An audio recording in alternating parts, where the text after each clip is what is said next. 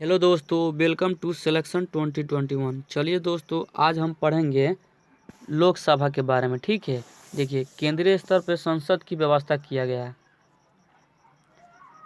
संसद में 3 स्तंभ होते हैं: राष्ट्रपति, राज्यसभा एवं लोकसभा। ठीक है, राष्ट्रपति, राज्यसभा एवं लोकसभा तीनों मिलकर संसद का निर्माण करते हैं। अनुच्छेद 79 के तहत संसद, अनुच्छेद 52 के तहत राष्ट्रपति और राज्यसभा 80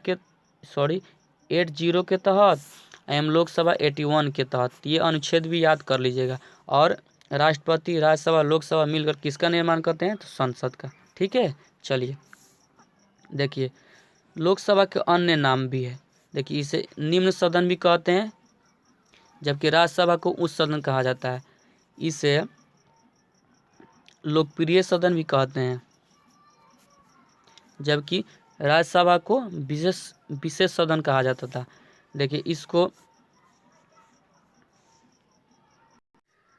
अस्थायी सदन भी कहते हैं, जबकि राज्यसभा को स्थायी सदन कहते थे। देखिए ये दोनों कंपेरिजन करके पढ़िएगा ना, तो दोनों आपको राज्यसभा लोकसभा दोनों में जो भी टॉपिक है उसमें आपको कंफ्यूज नहीं होगा। ठीक है, आपको कंफ्यूज नहीं होना है। ठीक है, इसे अस्थायी सदस्य इसलिए कहते हैं कि लोकसभा जो है भंग हो सकता है। ठीक है, जबकि राज्यसभा जो है भंग नहीं हो सकता है। चलिए तो आगे बढ़ते हैं। देखिए लोकसभा की संरचना के बारे में पढ़ते हैं। देखिए लोकसभा में अधिकतम 550 प्लस 2 सदस्य हो सकते हैं, यानी दोनों मिलाकर जोड़िए तो 552। दो जो होते हैं एंग्लो इंडिया के सदस्य होते हैं, जिनका मनोनीत होता है। मनोनीत कौन करते हैं? तो राष्ट्रपति करते हैं।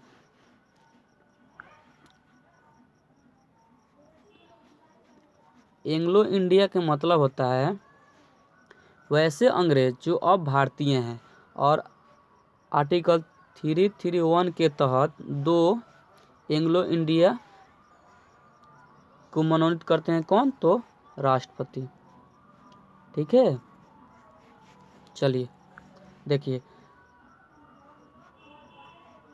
552 में अभी वर्तमान में कितने आते हैं? देखिए 530 जो हैं ये राज्य एवं केंद्र राज्य से आते हैं, तथा 20 जो हैं केंद्र शासित प्रदेश से आते हैं। लेकिन वर्तमान समय में राज्य से तो 530 आते हैं, लेकिन केंद्र शासित प्रदेश से कितना आ रहे हैं? तो 13। तो दोनों मिलाकर कितना हो जाएगा? 543। और 2 आते हैं जो एंग्लो भारतीय के सदस्य, यानी वर्तमान समय में लोकसभा के मेंबर कितना है? तो 545। ठीक है, चलिए इसकी संरचना के बारे में आप जान लिए। चलिए तो आगे बढ़ते हैं। देखिए इनके सदस्य का चयन कैसे होता है। ठीक है, 1 नंबर में प्रत्यक्ष विधि द्वारा होता है। इसमें जनता जो है सीधे वोट देती है। ठीक है, दूसरा है सार्वभौम मताधिकार द्वारा। सार्वभौम मताधिकार का मतलब होता है कि जो भी 18 प्लस होंगे व्यक्ति, वो इसमें वोट दे सकते हैं। ठीक है, चलिए तो समझ गए कि लोकसभा के सदस्य का चयन कैसे हो। तो प्रत्यक्ष विधि द्वारा एवं सार्वभौम मताधिकार द्वारा। चलिए एक इसमें है फर्स्ट एम पास सिस्टम। इसका मतलब होता है फर्स्ट एम पास सिस्टम, जैसे कोई 4 कैंडिडेट हैं, A B C M D. एक ने 1 वोट लाया, बी ने 2 वोट लाया, सी ने 3 वोट लाया और डी ने 4 वोट लिए। तो जो सबसे अधिक लाएगा वही जीतेगा। इसमें कौन सबसे अधिक ला रहा है? डी, यानी इसको इसी को बोलते हैं first past the post system. ठीक है, चलिए तो आगे बढ़ते हैं।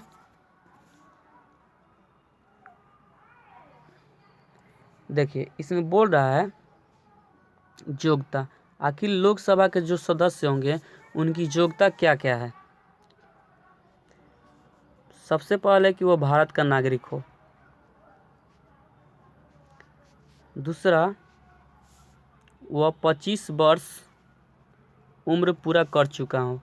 तीसरा है, वह किसी लाभ के पद पर नहीं हो, यानी किसी वो सरकारी नौकरी में नहीं हो। चौथा है, वह पागल दिवालिया नहीं हो। ठीक है, पागल दिवालिया नहीं। तो लोकसभा के सदस्य बनने के लिए 4 योग्यता है।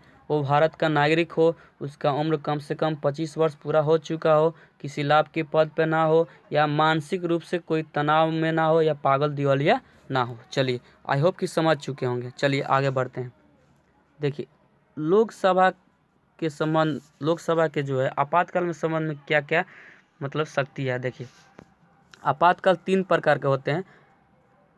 352 के तहत राष्ट्रीय आपात, 356 के तहत राष्ट्रपति शासन और 360 के तहत वित्तीय आपात। यदि देश में राष्ट्रीय आपात लगा हो तो लोकसभा का कार्यकाल एक बार में 1 वर्ष बढ़ाया जा सकता है। ठीक है, और जब तक आपात लगा हो +1 करते जाइए, +1 करते जाइए, माने जब तक आपातकाल लगा हो 1 वर्ष आपको बढ़ाते जाना है। ठीक है, यदि आपातकाल राष्ट्रीय होना चाहिए। ठीक है, यदि आपातकाल राष्ट्रीय खत्म होता है तो 6 मंथ के अंदर चुनाव करा लिया जाता है। ठीक है, चलिए देखिए, 42वां संविधान संशोधन द्वारा 1976 में इंदिरा गांधी ने आपातकाल के समय लोकसभा का कार्यकाल कितने वर्ष कर दी थी? तो 6 वर्ष कर दी थी। तो किसने की? तो इंदिरा गांधी। देखिए, 44वां संविधान संशोधन द्वारा 1978 में मोरारजी देसाई के समय लोकसभा का कार्यकाल पुनः 5 वर्ष कर दी गई। तो ये दोनों क्वेश्चन आपको याद रखना है कि भारत के किस प्रधानमंत्री ने लोकसभा का कार्यकाल 6 वर्ष कर दी? तो इंदिरा गांधी कब की? तो 1976 में। किस संविधान संशोधन द्वारा? 42वां संविधान संशोधन। और किसे पुनः 5 वर्ष कर दी? तो मोरारजी देसाई कब? तो 44वें संविधान संशोधन द्वारा 1978 में। ठीक है, चलिए तो इसके आगे पढ़ते हैं। देखिए, इसका आगे है लोकसभा के अध्यक्ष और उपाध्यक्ष के ठीक है, देखिए इनका उल्लेख जो है आर्टिकल 93 से लेकर 97 में किया गया है। ठीक है, देखिए लोकसभा के अध्यक्ष उपाध्यक्ष का चुनाव कैसे होता है। देखिए, इसमें लोकसभा में 545 सदस्य में से ही चुना जाता है। ठीक है, समझ गए? चलिए देखिए, लोकसभा होते हैं जो अपना त्यागपत्र, लोकसभा के जो अध्यक्ष होते हैं वो अपना त्यागपत्र किसे देते हैं? तो अपना त्यागपत्र देते हैं उपाध्यक्ष को, ये उपाध्यक्ष को देते हैं, और उपाध्यक्ष अपना त्यागपत्र किसे देते हैं? तो अध्यक्ष को। ठीक है, और इनका उल्लेख किस में है? तो 93 से लेकर 97 तक। ठीक है, याद रखिएगा। देखिए, लोकसभा के अध्यक्ष के कार्य एवं शक्ति क्या है? तो देखिए, कार्य एवं शक्ति है निम्न है। देखिए, कोई विधेयक, धन विधेयक है या नहीं, ये कौन निर्णय करते हैं? तो लोकसभा का अध्यक्ष। ठीक है, और अनुच्छेद 108 के तहत संयुक्त अधिवेशन की अध्यक्षता कौन करते हैं? तो आपका लोकसभा के अध्यक्ष। यदि कोई लोकसभा में बिल बन गया, ठीक है, और उस पर 50-50 मत है, तो यह इस पे अपना मत दे सकते हैं, यानी इनको निर्णायक मत देने का अधिकार है। ठीक है, ठीक है, तो लोकसभा कार्य क्या है? कोई विधेयक, धन विधेयक है या नहीं, ये कौन तय करेंगे? लोकसभा का अध्यक्ष। 108 के तहत संयुक्त अधिवेशन की अध्यक्षता कौन करते हैं? तो लोकसभा के अध्यक्ष। यदि कोई कानून पर 50-50 बराबर मत मिल गया तो निर्णायक मत कौन देते हैं? तो लोकसभा के अध्यक्ष। चलिए तो आगे बढ़ते हैं। देखिए, अब आरक्षण के संबंध में कुछ लोकसभा में प्रावधान है, उसको पढ़ लेते हैं। ठीक है, चलिए देखिए, अनुसूचित जाति में 84 और जनजाति में 47। देखिए, आर्टिकल 330 के तहत लोकसभा में प्रावधान है कि अनुसूचित जाति को कम से कम 84 सीट मिलना चाहिए और जनजाति को कम से कम 47 सीट मिलना चाहिए। ठीक है, और 331 के तहत 2 एंग्लो इंडिया को मनोनीत करने का अधिकार है। ठीक है, तो एंग्लो इंडिया के मनोनीत करने का अधिकार किसके पास है? तो आपका राष्ट्रपति के पास है। ठीक है, चलिए अब आगे पढ़ते हैं लोकसभा के कुछ विशेष, लोकसभा का कुछ कौन सा विशेष पावर है। तो देखिए मंत्रिपरिषद होते हैं जो, यह लोकसभा के प्रति उत्तरदायी होते हैं। ठीक है, क्यों होते हैं? क्योंकि यह जनता द्वारा चुने हुए व्यक्ति होते हैं। ठीक है, और कभी भी सरकार बनाने के लिए